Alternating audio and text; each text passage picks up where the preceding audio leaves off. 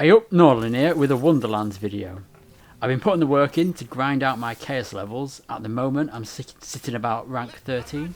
I just want to share with you the build I've been using for most of the current endgame content.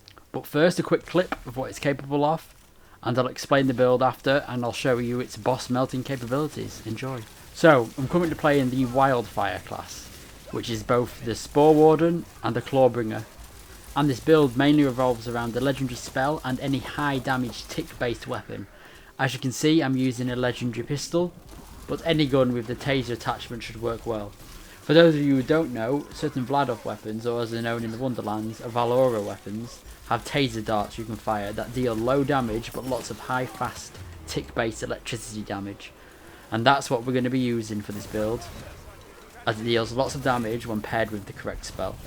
And I've doubled down on the electricity damage, as there's lots of tanky bosses in this game that seem to have shields that they'll constantly regenerate. And I've included lots of effects that buff your damage when you activate your action skill. And as you can see, this build absolutely annihilates certain waves of enemies, as the tick damage is constant and very fast. Right, moving on to the build. In the skills for the SPORE WARDEN, you want ability damage and cooldown, as well as 2 points in magazine capacity and regen, as well as the taunt and the mushroom revive, because that'll help you quite a lot. Next up, the skill we're going to be using is the Storm Dragon's Judgment.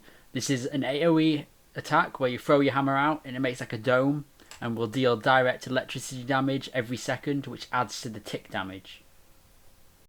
Next up, you want to max out the elemental damage skill as well as the hammer damage skill, as it will add to your overall DPS, as well as the cooldowns and the damage reduction ones. Also, the Storm's Breath skill is really nice for giving you a little bit more damage resistance and the cool chain lightning effect from your wyvern. The next skills are quite important, as they increase your damage resistance, or your survivability I'd say, as you get your shield back, and the overall damage your electricity will be doing because you have a higher crit chance, as well as the nuke damage that you'll make with your super or your ability when you throw it out. With the skills done, I'm just going to move on to the equipment. So I'm using lots of items that buff my electricity damage, and don't worry about the shield as it just dropped from a world drop. The main thing you'll want is that enchantment on it that increases your electricity damage.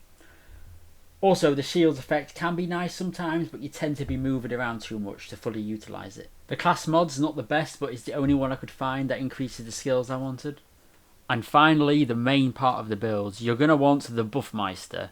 This drops for me from a vending machine of all things. So basically, you can either reroll your save and keep checking for vending machines for any legendary gear, or hope RNGesus looks out and you find it off the floor. Anyway, the way the spell works is the 155 damage showing on that spell will apply to every single damage tick you use while it's activated. So because we have hundreds of damage ticks on the screen at once, that 155 will trigger each time, and because it's dark magic, you will get all your health back, or a lot of your health back, every time it's triggered. I'm going to leave this gameplay playing of the boss melt with all the effects in action, and hope you enjoyed this video, and leave a like if you want to see more. Anyway, thanks. Have a great rest of your day.